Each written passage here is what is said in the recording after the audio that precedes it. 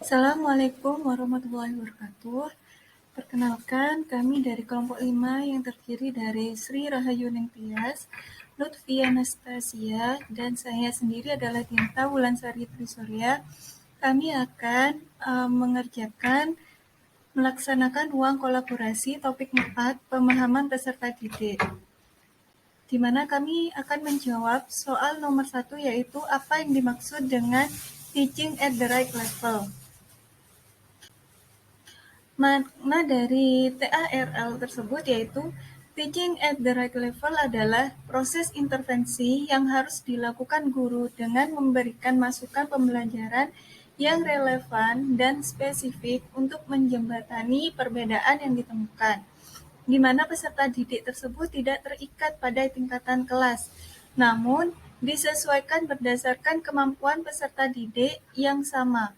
Setiap fase ataupun tingkatan tersebut mempunyai capaian pembelajaran yang harus dicapai, dan proses pembelajaran peserta didik disusun mengacu pada capaian pembelajaran dengan menyesuaikan karakteristik, potensi, dan kebutuhan peserta didiknya. Di TARL memungkinkan anak-anak memperoleh keterampilan dasar seperti membaca, berhitung, dan tanpa memandang usia ataupun kelas. Pengajaran dimulai pada tingkatan anak. Inilah yang dimaksud dengan mengajar pada tingkat yang benar.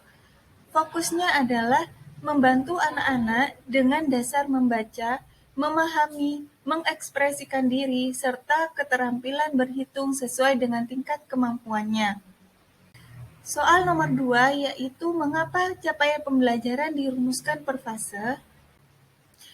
Jawabannya adalah penyusunan capaian pembelajaran atau CP per fase merupakan upaya penyederhanaan sehingga peserta didik dapat memiliki waktu yang memadai dalam menguasai kompetensi.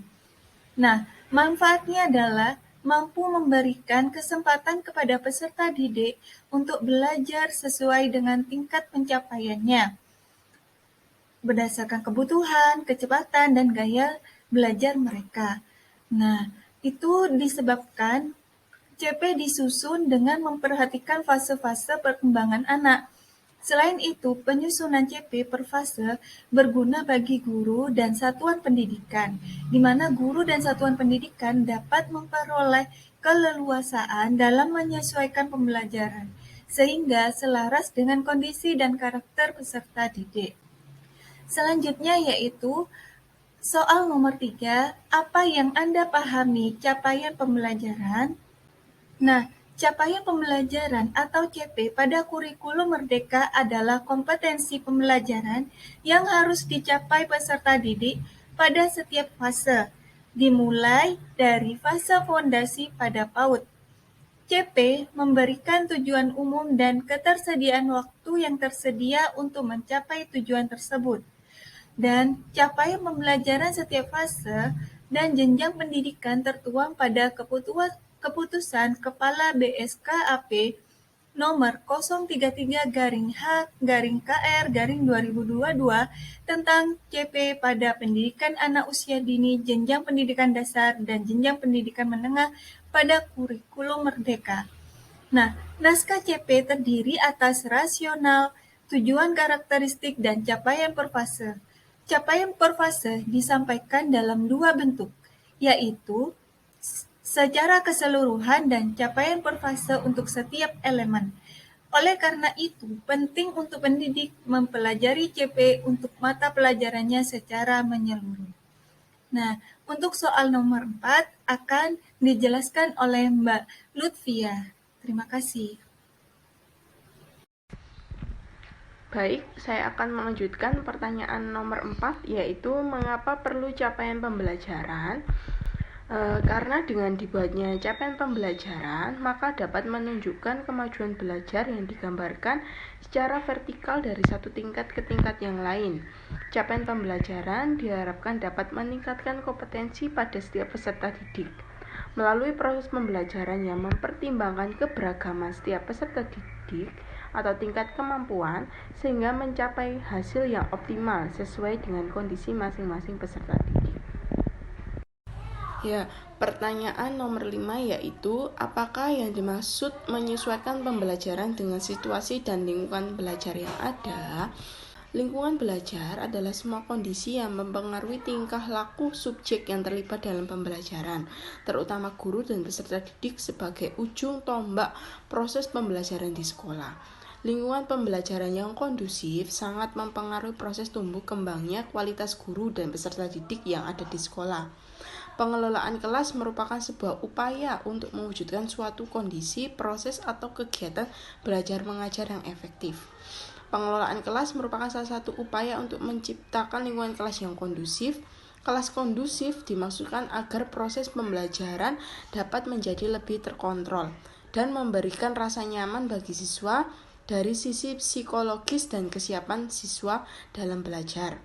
Banyak faktor yang menyebabkan kelas menjadi tidak kondusif. Solusi untuk mengatasi persoalan kelas tidak kondusif dapat dilakukan dengan mengatur settingan kelas, menentukan strategi, gaya komunikasi, termasuk memahami psikologi siswa dalam proses belajar. Soal nomor 6. Apa itu capaian pembelajaran setiap fase?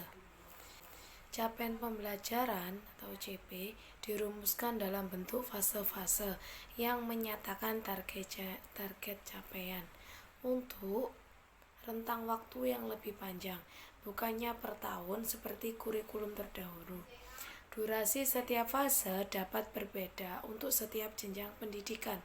Penggunaan istilah fase dilakukan untuk membedakannya dengan kelas, karena peserta didik dalam satu kelas yang sama bisa jadi belajar dalam fase pembelajaran yang berbeda.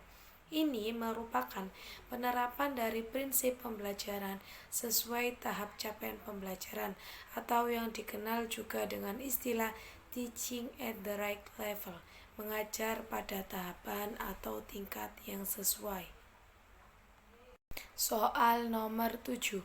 Bagaimana cara membuat capaian pembelajaran?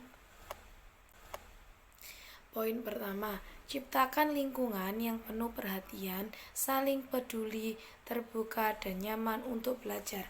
Yang kedua, tumbuhkan hubungan yang positif dan konsisten dengan anak-anak lain dan orang dewasa dalam jumlah yang terbatas. Yang ketiga, ciptakan kebiasaan saling menghargai dalam ruang kelas sehingga anak juga belajar untuk menghormati dan memahami perbedaan-perbedaan yang ada, serta mampu menghargai kelebihan-kelebihan setiap orang. Yang keempat, berikan anak-anak kesempatan untuk bermain bersama, mengerjakan tugas dalam kelompok kecil, berbicara dengan teman-temannya atau orang dewasa. Melalui hal-hal tersebut, anak belajar bahwa kelebihan dan minatnya berpengaruh terhadap kelompoknya. Yang kelima, lingkungan belajar harus mempunyai tempat untuk dapat bergerak dan beraktivitas dengan leluasa, namun juga menyediakan tempat di mana mereka dapat beristirahat. Yang keenam, berikan anak keleluasan untuk belajar dengan berbagai cara, tetapi sediakan juga kegiatan yang terjadwal dan rutin. Yang ketujuh, gunakan metode mengajar yang tepat. Yang kedelapan, ciptakan lingkungan yang tanggap akan kebutuhan anak dan merangsang kecerdasan. 9. Gabungkan bermacam-macam pengalaman, material, dan strategi mengajar dalam menyusun kurikulum dan sesuaikan dengan pengalaman-pengalaman yang dipunyai anak sebelumnya, tingkat kematangan, gaya belajar, kebutuhan, dan minatnya. 10. Gabungkan bahasa dan budaya dari rumah anak dengan sekolah, sehingga setiap anak dapat menyumbangkan keunikannya dan belajar untuk menghargai perbedaan yang ada. 11. Berikan kesempatan anak untuk memilih dan membuat rencana untuk aktivitas belajar, agar mereka belajar berinisiatif dan dapat mengajukan pertanyaan, komentar, merangsang anak untuk berpikir. 12. Berikan perhatian dan dukungan dalam berbagai bentuk seperti pujian, kedekatan fisik, misalnya membelai kepala anak, memeluk, dan lain-lain. 13. Sesuaikan derajat kesulitan dengan tingkat keterampilan dan pengetahuan anak agar anak menjadi percaya diri bila berhasil mengerjakan tugas-tugasnya. 14. Kembangkan kemampuan anak untuk bertanggung jawab dan mengatur diri. 15. Susunlah kurikulum yang tepat dan buatlah evaluasi atas proses dan hasil belajar anak. Yang terakhir, soal nomor 8. Bagaimana cara menggunakan capaian pembelajaran dengan prinsip pembelajaran? Yang pertama, mendeskripsikan visi dan misi pendidikan nasional. Yang kedua, melakukan analisis karakteristik dan kebutuhan yang mendeskripsikan profil lulusan. Yang ketiga, menggunakan deskripsi SNP diatur dalam Peraturan Pemerintah Republik Indonesia Nomor 57 Tahun 2021 tentang Standar Nasional Pendidikan. Yang terakhir, menggunakan referensi dalam dan luar negeri.